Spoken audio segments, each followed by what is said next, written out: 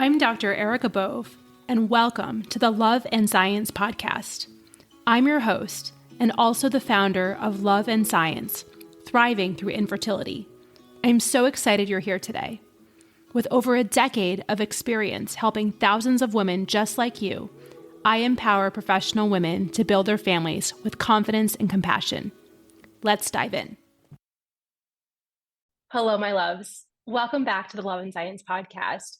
I'm getting teary just even introducing our guest today because it has been a year tomorrow, as of the time of this recording, since we met.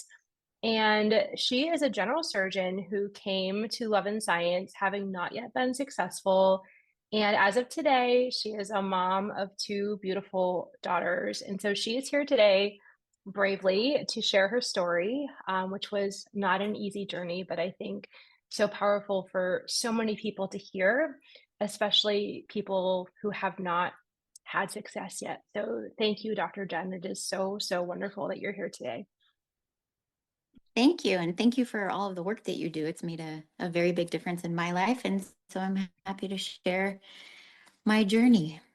Yes, absolutely. And again, thank you so much for sharing. It just means so much to hear your journey. So tell me, so we met truly a year ago tomorrow, which feels like an anniversary of sorts. Tell me about your journey up until then with fertility. You were very proactive, right? Yes. Yes. So I'm 42 years old now. When I was 35, I was in the military and stationed overseas and not sure where life was going to take me, where I was going to work or how, what I didn't have a partner at the time. And all I knew is that whatever happened, I wanted to be able to have kids. And I knew that that age was approaching where I may struggle. And so I made the decision to go through an egg retrieval cycle to freeze my eggs. I read a little bit about it and kind of got prepared and found a place to do it on my own and got back to the US and did it as soon as I turned 36. And I think I had maybe 15 eggs, did one retrieval, did 15 eggs. And I think 12 of them were M2 and 3 of them were M1. And just kept those and went on with life and decided to separate from the military and moved back to my hometown and eventually met my husband when I was 38, I think. And we got married and started trying on our own. And I had 3 miscarriages. So we were getting pregnant and miscarried 3 times. And obviously those are devastating all within a year. And so, come 39, it's like, okay, how should we proceed? I don't want to keep doing this. We really want to have kids, but I don't want to keep trying naturally if the outcome is going to be poor. And so we had the eggs and decided, we're going to fertilize them. And so we did, and ended up with 4 PGT-a normal embryos, 2 girls and 2 boys, and decided at that point to move forward with an embryo transfer. And so at this point, I think by the time we got everything done and all the eggs, shipped and fertilized and tested and all of that, I think I was 41. And we did our first embryo transfer right before I met you, right before I figured out who you were. And so, of course, you've gone through many losses. You've joined all these, Facebook groups, and you're reading everyone's stories. And there's so many of us that are in the same boat, just struggling with miscarriages and wanting so badly to have a child and just not being successful, whether it's the stress of being a physician or, whatever it is. You just sort of feel some sort of, I don't want to say use the word comfort, but it's less isolating when you read in those groups how it is, how many other people truly are going through the same thing, because you really do feel so alone. And so I was in a physician infertility group, and I had seen many of your responses and read your responses to many different people. And I loved what you were saying. And so I kind of kept in the back of my mind, like, yeah, maybe I should reach out to this Dr. Bove and do it. what, I don't know for sure that I want to do it. I don't want to put any more cost into anything. Like, I don't know that I really need it. But shortly after I learned who you were through the Facebook groups, we did our first embryo transfer, and we did that. And again, right around 7 weeks, just like all the other miscarriages, we miscarried a perfectly genetically normal embryo. And so that's when I kind of was like, I am so ready to throw in the towel. Like, my body does not want to do this. This is, for some reason, the world is just trying to tell us that we are not supposed to be parents. And, kind of had that mentality, and of course my husband's like, it's just this one. We still have 3 other embryos. Why can't you keep trying? I'm like, because I don't want to keep losing, I don't, to go through that it's devastating, as many of us know. Um, and so when I was like, well, maybe I'll reach out to this Love and Science, and see if this is something that will mentally help me get back into a place where I actually want to do another transfer. Because at that point, I think I wanted to, but I was scared, very scared, had a lot of fear, because we had so many losses, and I didn't want to do it again.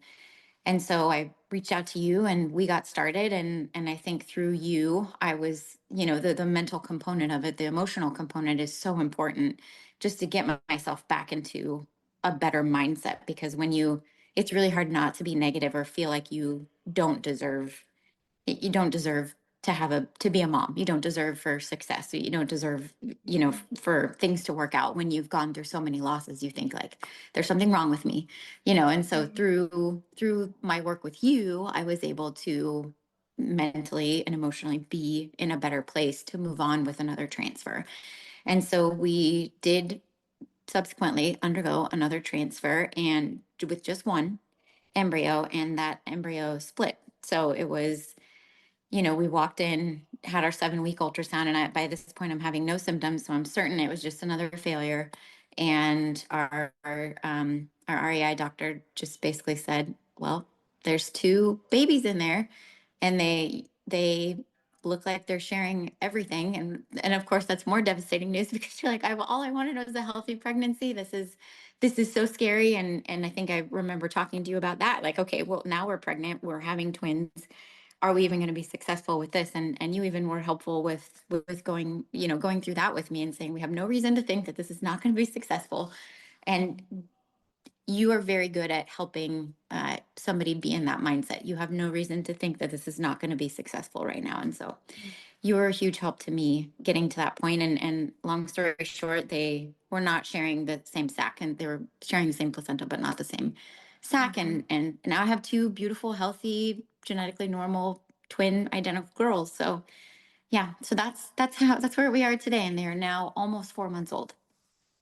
It's amazing. It's just amazing to me, everything that's happened. And, I think about so many hurdles. I mean, I think, you get to the point of a positive pregnancy test, which is in and of itself its own hurdle. But, when you've had losses, it's really, really hard to even be excited at that point, because you're like, well, is this going to be another loss? Like, what's going to happen?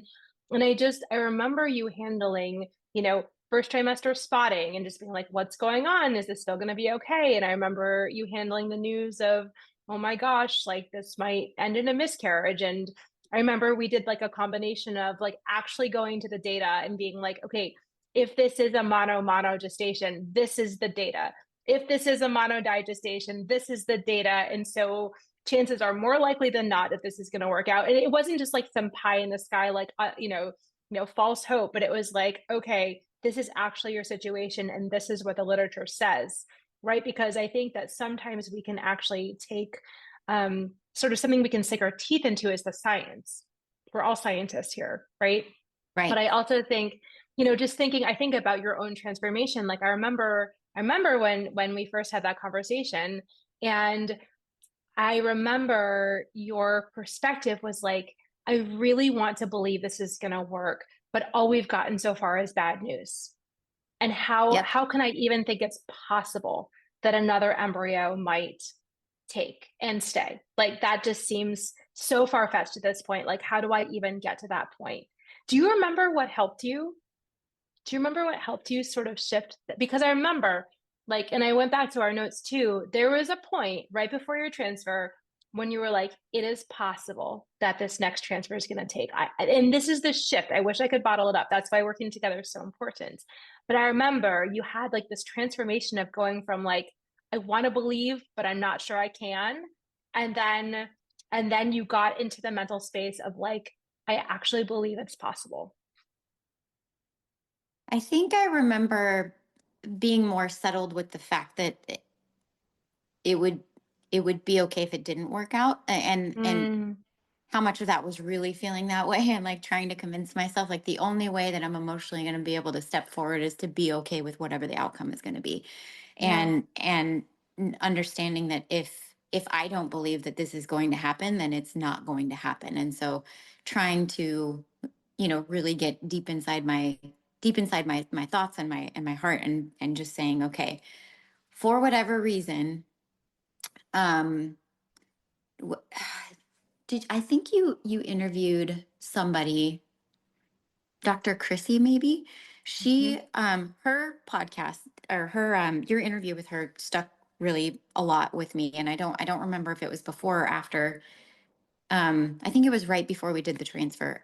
She said something like for whatever reason, those babies, the embryos that miscarried, they were not meant to be a part of your world, and whatever that reason is, you have to be okay with, and you can't dwell on that. That really stuck with me, I think. And just saying, like, if there's a reason why these didn't work out, and really trying to, you may not understand why, but they're not here for a reason. And so kind of saying, okay, well, maybe this next one is going to be the one, and we have no reason to think that continuing. And I know we are very, very lucky to have had good embryos. um, you know, I was blaming my uterus and trying my body, and trying to be like, okay, well, we had a good embryo. Why didn't this one work? Yeah. We went through the natural stuff and miscarried every time. And then we did an embryo that was normal, quote Right. unquote.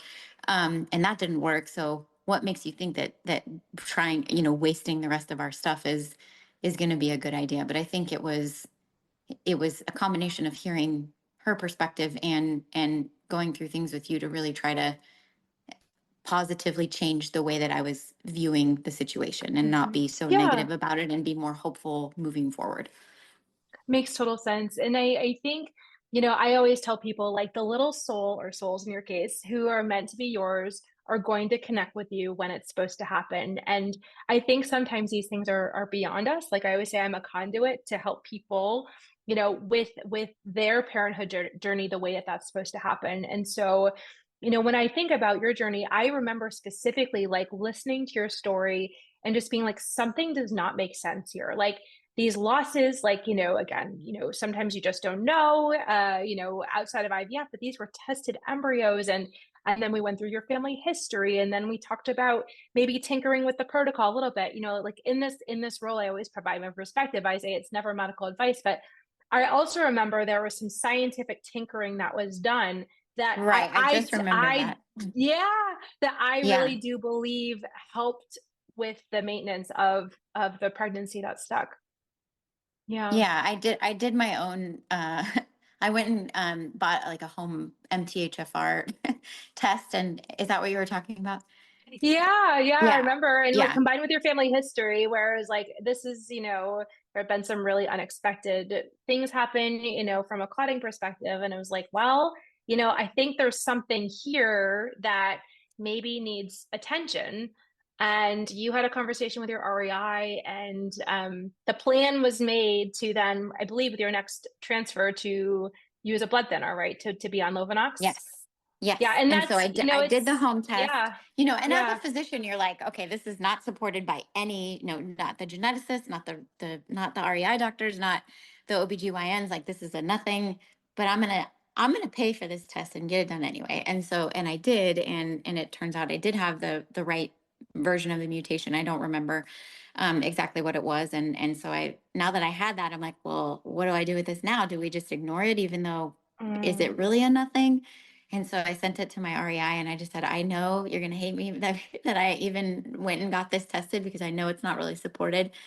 But could we maybe try, just because I've had so many losses, and she was 100% on board with we started Lovenox. I think we did, and then we upped the folic acid. Um, Mm-hmm. Mm-hmm. and that, I mean, I don't know if that's what did it.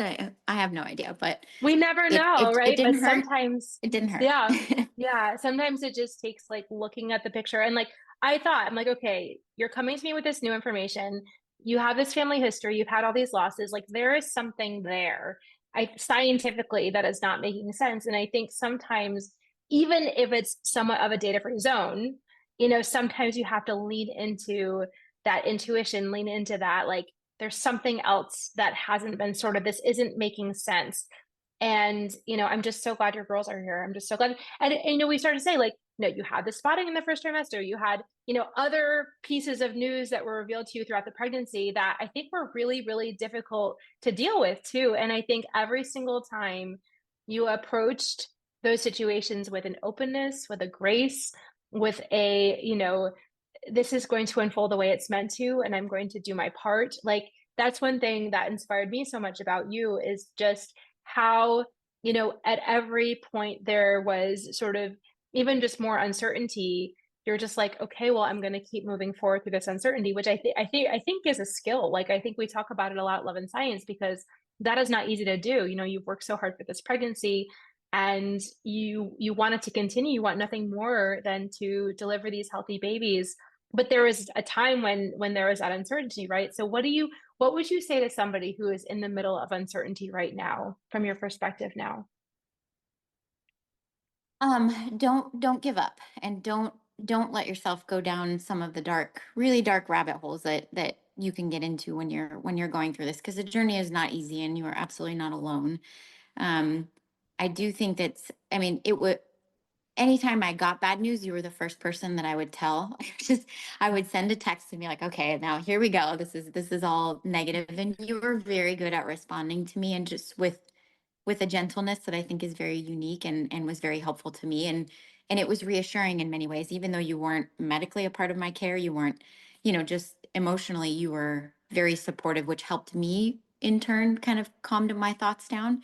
So I think having somebody to be able to help you with that was huge in my Mhm. success. So I Oh, thank you I'm for so that. glad. You're welcome. And for us women physicians who are nearing 40, because this is how it works. You go through all this training, and you put it off, and you put it off, and you put this all into your career, and then suddenly you're like struggling with this thing that seems to come so easy to everybody else. Um, it can work out. And even after Yeah. lots of devastating news, I mean, a year ago I didn't think I would be here right now, and now I have two beautiful baby girls that I have to go back to work this week, so that's a whole new adjustment. Mm. But yeah, I know it's hard. It's hard, and you do think that it's never going to happen, but it can. You just have to give yourself some grace and some patience, and try to learn to reframe the way that you think about things, because I do think that part of it is really important. Yeah, we have a harsh inner critic, don't we, as female physicians? Yes. We Yes. really, really do. And I think you're right. Giving ourselves grace, learning how to give ourselves grace, I think is really important. And finding your A team, I think, can be really, really helpful. Yeah. I'm curious, now that you're on the other side, and now you're a parent, which is so wonderful. Um, are there any Love and Science tools that you're carrying with you into your new journey as a parent? Or are there any things about self-compassion or boundaries or filling your well, or any of the things that we talked about during the 3 months you were with us, that are like, oh, I actually still use these skills these days. It wasn't just like a thing during this chapter. Um, this may or may not be relevant, and we can edit it out if it's not. It's But fine. It's fine. um, I think that when you have a baby, or two babies, all of the hormones and everything, and now suddenly you're responsible for these little tiny babies that you just and you love them so much that you don't even know how you could have ever not like had that in your life. Like I love my girls so much. It's overwhelming to me how often I think about them getting hurt. Like Mm, it's like we have a trash compactor. I freak out that there's a trash compactor in the house, and I'm very overwhelmed with those thoughts. And I constantly have to remind myself that that is irrational, and there's no reason to think that something is going to happen to, just kind of like recentering myself and being like, wow, this is not. Maybe this is postpartum anxiety. I don't know, but this is recentering your mindset and being like, why in the world would that ever be an issue? But it's hard when now that they're born, I'm like, I'm going to lose them, like I'm going to do something wrong. Somebody's going to drop a baby, or somebody's going to trip when they're holding them. And, you're thinking about all of those things, and those are irrational thoughts. And I understand that. And I think recentering and being like, you have absolutely no reason to think that this is not going to be, that your kids are not, that they're going to be okay. Like everything's going to be okay. So I don't know if that's Yeah. And relevant. no, I think it's totally relevant. And I think the first thing you said is that actually maybe this is postpartum anxiety. And again, not here to diagnose, Yeah. but I will just Yeah. say that people who have gone on the fertility journey actually do have a higher rate of postpartum depression and postpartum anxiety compared to people who have not gone through the fertility journey. So just like a public service announcement about that. So, maybe like Yeah. have your therapist lined up, ready to go, because I think it can be so really hard. But then also, what I also heard you say is that you're able to notice a thought.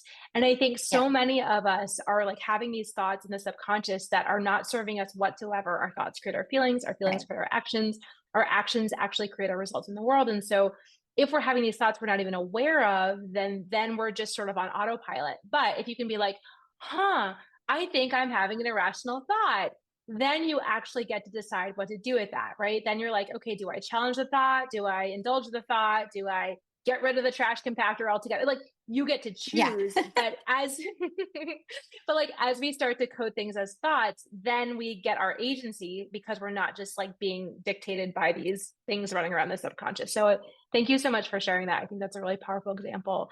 And I also think you're going to bring those tools. This is one thing I love about this work is that when you transform, you then are able to carry that forward in your parenting, right? You're gonna, help your girls with uncertainty. You're gonna help them with self-compassion. You're gonna help them with boundaries. You're gonna help them with relationships, like all the things that we talked about. And yes, you definitely, had a lot of these skills going into Love and Science, but I think when we shine a light and actually dedicate some time to, looking at that then we transform, and then that transformed version of ourselves gets to be the parent to the soul who's meant to be ours. Um, Yeah.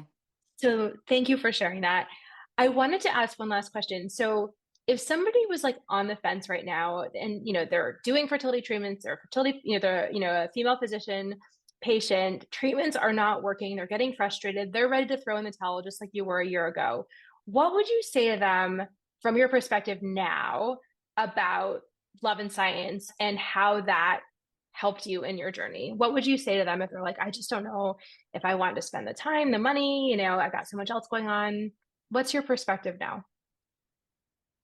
I think when I first met you, I had a lot of like decision fatigue. Like I was struggling a lot. I think I was trying to decide, like, if we've already lost one embryo and I only have three left and I want, this many kids, should I go through another retrieval being 41 years old, and, knowing that the stats on that are not great, and the stress of trying to figure out, how am I going to do this? How am I going to do this with my work schedule?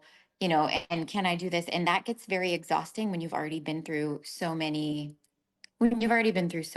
much. So if you're on the fence about Love and Science, I would say that it was, the biggest thing for me was being able to recenter my own thoughts, because it was the decision fatigue, the devastating news of having lost a genetically normal embryo after multiple miscarriages, and not knowing where even to go, like not having any idea where to go. And there's only so much you can get from your REI. There's so much more that you can get from a program like this, because I mean, a lot of us have really, supportive husbands, but they're not able to talk to you the way that you are able to talk to us. And it's writing down different things, and trying to understand why you're even thinking about a lot of the things, and trying to delve out, what the source of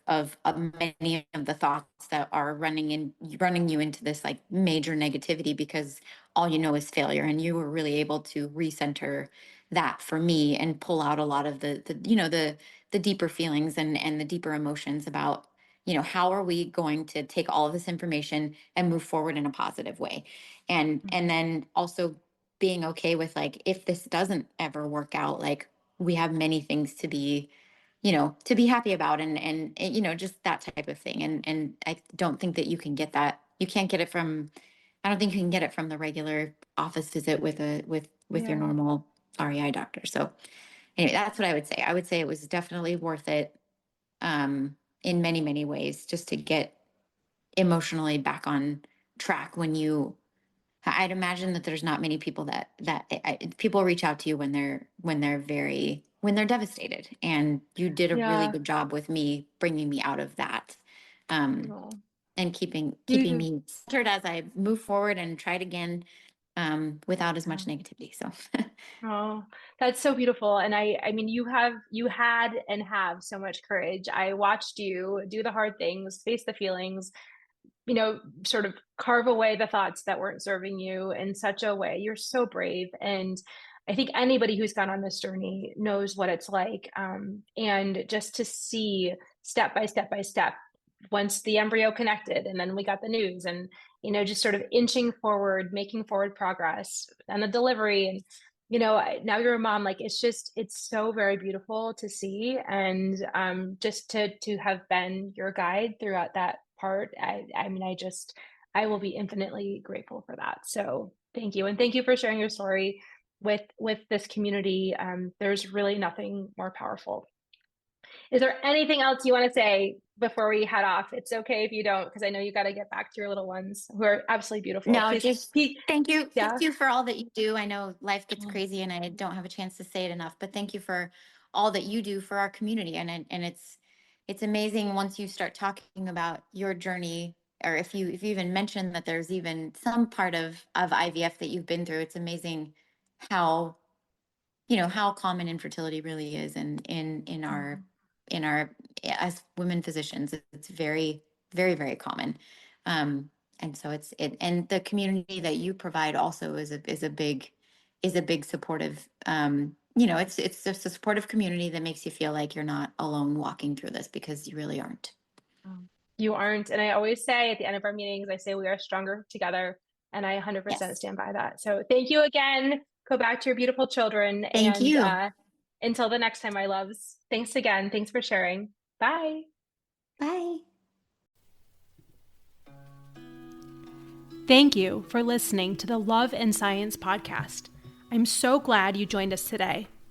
If you found this conversation valuable, if you could please rate, review, and share this podcast with your trusted people, it would mean so much to me. If you want more tools to help you navigate the fertility journey, please book a discovery call with me today. The link is in the show notes. Please do not let infertility have the final word. I'm here to take the burden from you so that you can achieve your goal of building your family. In gratitude, this is Dr. Erica Bove. I'm rooting for you always.